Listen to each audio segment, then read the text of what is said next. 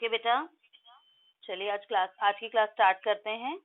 Today is 7 दिसंबर और हम लोग कर रहे थे aggregate demand and aggregate supply वाला कॉन्सेप्ट। आज हम लोग न्यूमेरिकल्स करेंगे, that is very very important. Numericals करने से पहले आपको कुछ फॉर्मूलेज हैं जो ध्यान रखने हैं। सबसे पहला फॉर्मूला आपका एग्रीगेट डिमांड का ही आता है, दैट इज C+I। और एग्रीगेट डिमांड का एक और फॉर्मूला होता है, वो सिर्फ आपको पता होना चाहिए। आपने जो उसमें किया था ना एक्सपेंडिचर मेथड में, C+I+G नेट एक्सपोर्ट, ये वही फॉर्मूला है। हम इसे कह देते हैं कि ये ओपन इकोनॉमी के अंदर एग्रीगेट डिमांड इतनी होगी और ये क्लोज्ड इकोनॉमी के अंदर, ठीक है। एग्रीगेट सप्लाई का फॉर्मूला हमारा C+S है और हमें पता है C+S जो Y होता है, इसीलिए हम ऑटोमेटिकली कह सकते हैं कि एग्रीगेट सप्लाई और Y वो एक ही चीज होती है।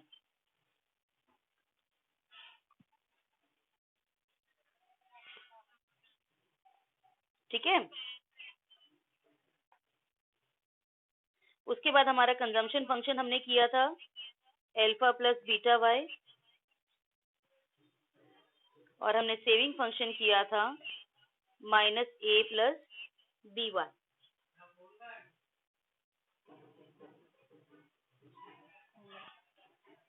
नेट से कनेक्टेड है, बाकी यूज नहीं कर रही है इसको, ज्यादा दूर मत लेके जाना। हाँ जी, अब यहाँ पर जो अल्फा है आपका वो ऑटोनोमस कंजम्पशन है और बीटा आपका MPC है,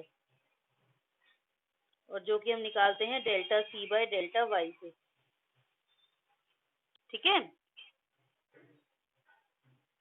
और यहाँ पे -A जो है वो डिससेविंग है आपकी,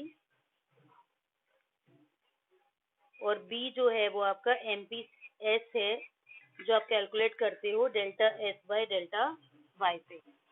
यहाँ तक कोई डाउट है?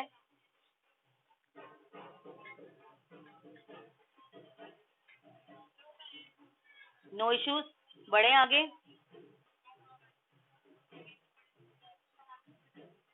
ओके, नोट डाउन कर लिया आपने, ये बहुत इंपॉर्टेंट है यहाँ तक का ये कॉन्सेप्ट। ओके, यहाँ पर एक चीज और आप बहुत ध्यान से रखेंगे, मतलब इसको आप हाईलाइट कर लीजिए, कहीं नीचे लिख लेना। मैं इसी पेज पे लिख रही हूँ, आप इसको नीचे लिखना और वो भी हाईलाइट करके बॉक्स में, कि जहाँ पर हम इक्विलिब्रियम की बात करते हैं हम वहाँ कहते हैं एग्रीगेट डिमांड। चलिए मैं इसे न्यू पेज पे ही करती हूँ, मैं न्यू पेज पे कर रही हूँ इसको। सो मैंने बेटा 2 आईडी से लॉगिन किया हुआ है। देखो मेरे दूसरी आईडी पे वो मतलब दो नाम है, 2 जगह पे है। दूसरा जहाँ पे मैं नहीं बोल रही हूँ, मेरा माइक ऑफ है, उस पे आप लूप इन करो। एक का तो माइक हिल रहा होगा जहाँ बोल रही हूँ मैं, अनम्यूट हूँ, जहाँ म्यूट हूँ ना उस वाले माइक पे, उस वाले हो गया, दिख गई स्क्रीन।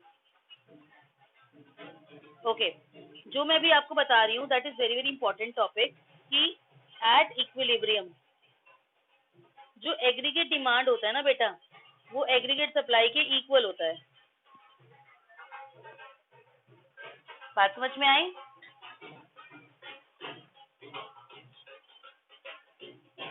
अब आपको पता है इक्विलिब्रियम पर एग्रीगेट डिमांड का फॉर्मूला क्या होता है? C+I।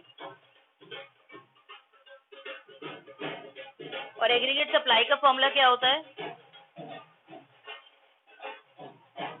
C+S।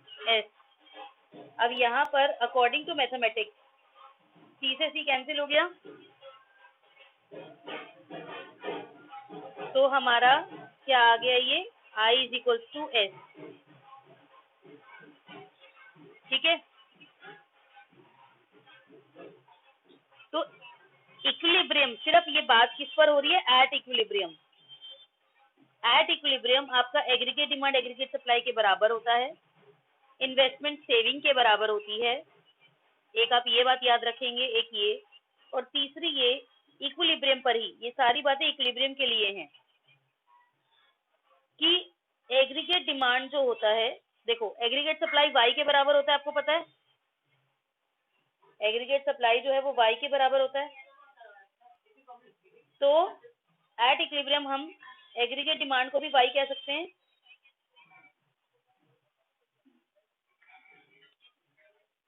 ये लेकिन ये चीज जो है सिर्फ ये चीज किस सिचुएशन में पॉसिबल मानी जाएगी? ओनली एट इक्विलिब्रियम, बस इस बात का ध्यान रखिएगा।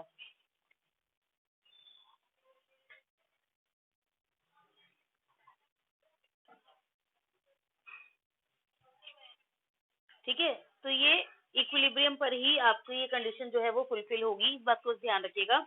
आप हर जगह इस फॉर्मूले को नहीं अप्लाई करेंगे। ये जो इस स्क्रीन पे मैंने अभी दिखाया है, ये सिर्फ कंडीशंस कहाँ पर फुलफिल होंगी? Only at equilibrium. क्लियर?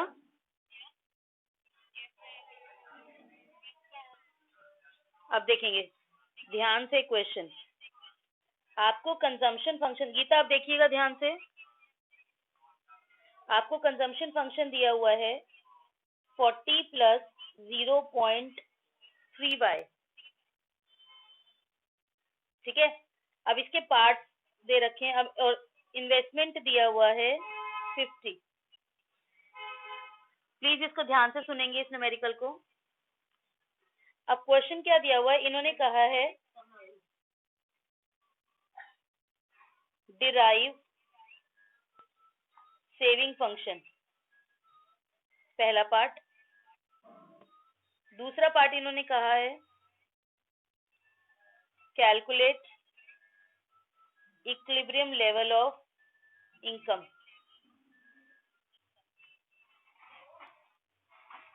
ठीक है,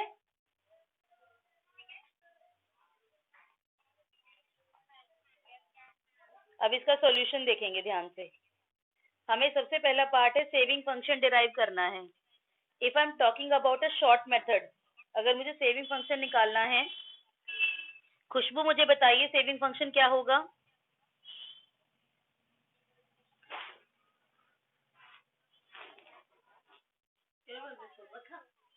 -40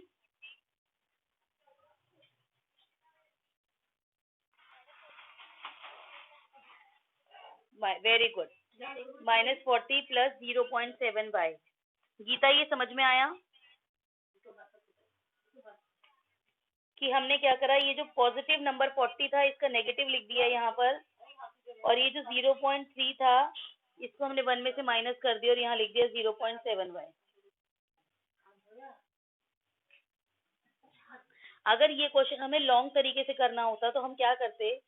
saving function is equal to y minus C, ये फॉर्मूला लगाते हैं हम, y माइनस और फिर c की वैल्यू डालते हैं 40 प्लस 0.3y,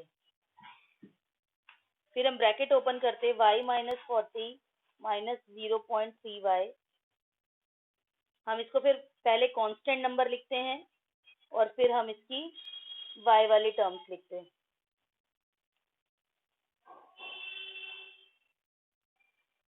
अब इसमें से y अगर कॉमन निकालेंगे तो 1 माइनस 0.3 बचेगा, और 1 में से 0.3 माइनस करेंगे तो 0.7y। तो ऑटोमेटिकली ये सेविंग फंक्शन जो आपका आया ये यही वाला आया। समझ में आ गया गीता? अब इसका जो बी पार्ट है जिसमें आपको इक्विलिब्रियम लेवल ऑफ इनकम निकालना है, मैंने आपको बोला था इक्विलिब्रियम लेवल ऑफ इनकम पर हम क्या फॉर्मूला यूज करेंगे? AD is equal to AS या AS is equal to AD? AS is equal to AD होता है इक्विलिब्रियम पर। साइड में देख रहे हो, लिख रही हूँ ब्लैक से, बॉक्स बना दिया मैंने। AS जो होता है y के इक्वल होता है, AD जो होता है C प्लस I के इक्वल होता है। तो ये फॉर्मूला जो y is equal to C plus I है, इसको आप अच्छे से हाईलाइट कर लीजिए, बॉक्स बना लीजिए, कुछ भी कर लीजिए, आपको यही फॉर्मूला यूज करना है हर क्वेश्चन में, और कोई फॉर्मूला यूज नहीं करना। और आप साथ में हेडिंग भी जरूर डालेंगे कि at equilibrium y is equal to C plus I, question में भी।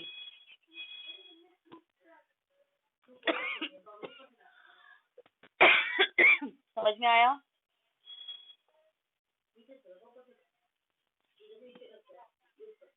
Okay, now I am putting the values. y is equal to c की वैल्यू है 40 प्लस 0.3y और i की वैल्यू है 50। ये स्टेप क्लियर है?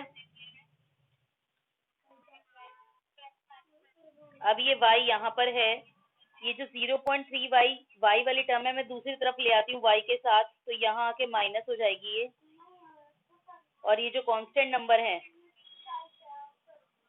40 और 50, इन दोनों को प्लस करा तो क्या आ गया 90। यहाँ तक स्टेप क्लियर है? अब यहाँ पे वही वाली चीज आ गई, अब दोबारा से कि ये y कॉमन निकाल लूं, हम डायरेक्टली कर सकते हैं, हमें स्टेप्स इतने बढ़ाने की जरूरत नहीं है। y माइनस 0.3y क्या हो जाएगा 0.7y, ये वाला स्टेप, मतलब मुझे यहाँ पे वो ये वाला स्टेप करने की जरूरत नहीं जो मैंने यहाँ किया था। इधर देखो राइट हैंड साइड पे मैंने रेड लाइन लगाई है, दिख गया? इस स्टेप को मुझे करने की जरूरत नहीं है, आप डायरेक्टली कर सकते हो। y माइनस 0.3y हो गया 0.7y इज इक्वल टू 90, तो y is equal to 90 upon 0.7, point हट गया, ऊपर जीरो लग गई, ये हो गया आपका 900 अपॉन 7, इसको डिवाइड कर लीजिए, आंसर आ जाएगा।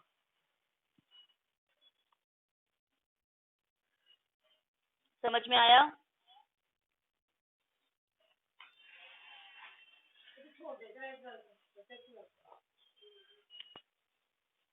जल्दी से नोट करिए और मुझे बताइए 900 अपॉन 7 क्या आएगा?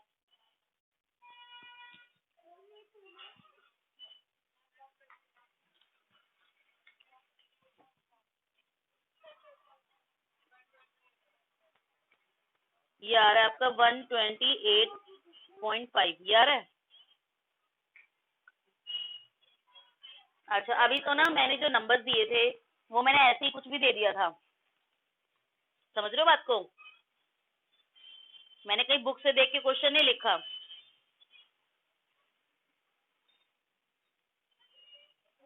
तो इसलिए हमारा जो आंसर आया है वो पॉइंट में आया है। 99.99% जो है इन क्वेश्चंस के आंसर वाई का स्पेशली पॉइंट में नहीं आता, इस बात को ध्यान रखेंगे आप सब। ये एक तरीका है चेक करने का, क्योंकि इसमें जनरली क्या होता है, बच्चे कई बार जल्दी कर जाते हैं और कैलकुलेशन मिस्टेक कर देते हैं, क्योंकि क्वेश्चन बहुत सिंपल है और ये 6 नंबर में आता है जो क्वेश्चन मैंने आपको दिया है बोर्ड में। और इसके साथ जो थ्योरी का क्वेश्चन आता है ना वो बहुत लंबा चौड़ा होता है। अगर आप न्यूमेरिकल ऑप्ट कर लेते हैं तो आप ये समझ लीजिए कि आपका आधा घंटा सेव हो जाता है।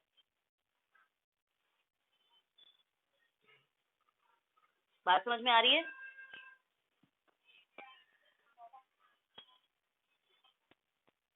क्योंकि इस तरीके के क्वेश्चंस को करने में हार्डली हमें 2 से 3 मिनट लगते हैं 6 नंबर के क्वेश्चन को करने में। और अगर मैं 6 नंबर के क्वेश्चन की थ्योरी अटेम्प्ट करती हूँ then it will take almost 20 minutes, 20 to 25 minutes.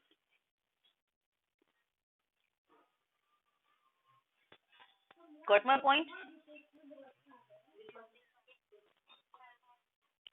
तो इसीलिए मैं बच्चों को यही सजेस्ट करती हूँ कि आप लोग न्यूमेरिकल ऑप्ट करें, लेकिन there is one risk factor over there कि अगर आप न्यूमेरिकल अटेम्प्ट करते हैं और फॉर एग्जांपल आपके पहले ही स्टेप में, जैसे मान लीजिए यहीं पर फर्स्ट स्टेप में आपकी कोई गलती हो जाती है तो आपका पूरा न्यूमेरिकल गलत हो जाएगा and you will not get not even a single mark. और अगर आप थ्योरी अटेम्प्ट करते हैं तो थ्योरी में ये हो जाता है कि हाँ आपने कुछ अटेम्प्ट किया है तो उसके 2 नंबर, 6 में से 4 नंबर, 3 नंबर कुछ तो मिलेंगे। तो बी श्योर कि जब आप न्यूमेरिकल ऑप्ट करें तो अच्छे से चेक कर ले कि it should be 100% right.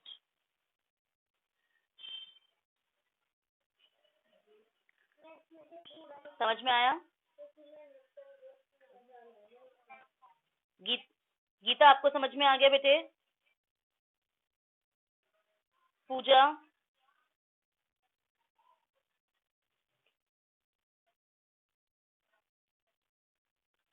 Hindi medium वालों को अच्छे से समझ में आ गया? Okay, now again I am giving a new question. देखेंगे ध्यान से.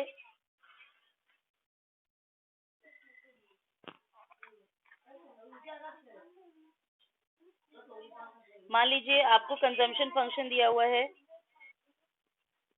100 प्लस 0.5y और आपको इन्वेस्टमेंट दी हुई है 50.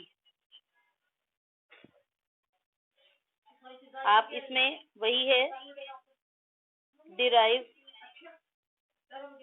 Saving function and calculate equilibrium level of